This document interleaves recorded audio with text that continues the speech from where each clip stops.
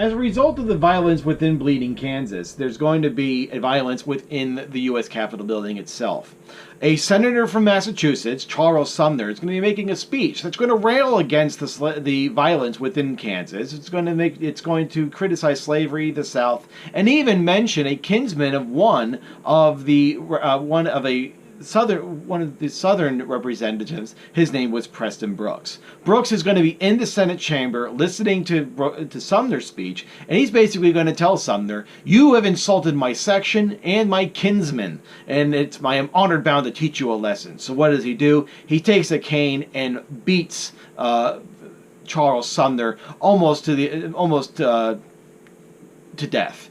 Sumner is going to be horribly injured by this. But the important thing that we need to remember about the caning of Sumner is not necessarily the event itself, but rather the reaction to it. And we can already see by this time that the North and South are starting to not only just be on different pages, they're probably not even in the same book, much less the same subject when it comes to being on a page. The North is going to respond basically with horror. They're going to say that, wait a minute, these are the refined, genteel Southerners, and they're absolutely beating the heck out of people that they disagree with. Whereas we are going to use argument. There's a famous political cartoon of the caning of Sumner. You can look it up if you want, and it's got Sumner, and he's got perfect hair. He looks like he's dressed for a wedding, and he's got a pen and paper. He got a pen in one hand and a paper in the other, and he's just using logic and argument. Whereas you have Preston Brooks, and he looks like he just came out of bed. And he's got these long johns and a robe on. You don't even see his face, but I bet if you saw his face, he'd look like Heath Ledger's version of the Joker. And his hair is disheveled, and you see him with the club in his hand, and he's about to strike down on Sumner.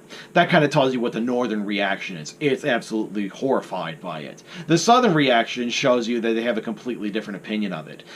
Brooks resigns his seat as a result of this, but he's ultimately re-elected unanimously the following election.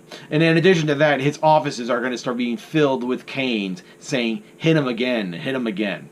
All of this sets up the backdrop for the election of 1856, another election that the Democrats are going to win, and it brings to power the president that typically historians believe is the worst president in American history, and his name was James Buchanan.